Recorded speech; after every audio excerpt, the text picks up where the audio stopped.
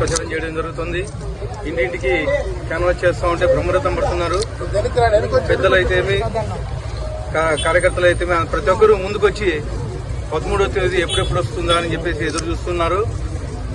13వ తేదీ ఎన్నిక కోసం ప్రతి కార్యకర్త ముందుకొచ్చి గట్టిగా కష్టపడతా ఉన్నాం. మేము ఈ వారం రోజులు గట్టిగా పనిచేస్తాం. మేము చంద్రబాబు నాయుడు గారిని ముఖ్యమంత్రి చేసుకోవాలి మనం అని చెప్పేసి తెలియజేస్తా ఉన్నారు.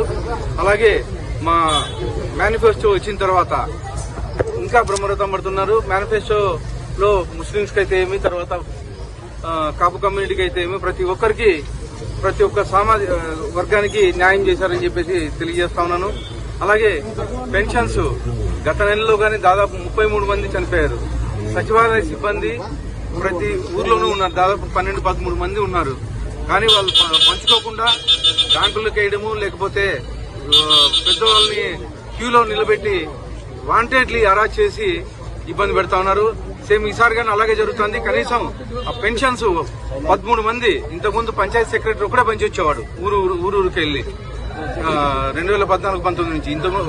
ఇప్పుడు దాదాపు 12-13 మంది ఊర్లో సిబ్బంది ఉన్నా కానీ కనీసం వాళ్ళకి పంచుకోకుండా ముసలిని చాలా ఇబ్బంది పడతా ఉన్నారు. కనీసం ఇప్పుడన్నా తేరుకొని గవర్నమెంట్ పెన్షన్స్ ఇంటింటికి పంపించాలని చెప్పేసి కోరుతా ఉన్నాను.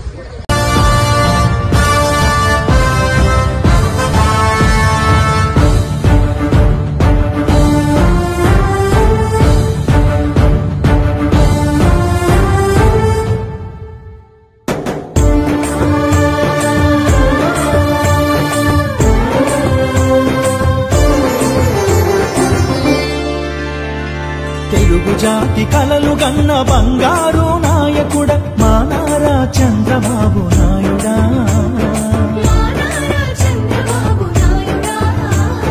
నవ్యాంధ్రను స్వర్ణాంధ్రగా మార్చిన ఓ సేవకుడ మా నారా చంద్రబాబు నాయుడా.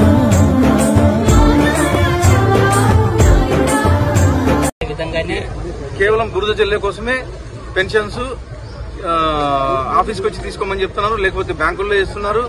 క్యూలో ఎండకి నిలబెట్టేసి వాళ్ళని చాలా ఇబ్బంది పెడతా ఉన్నారు.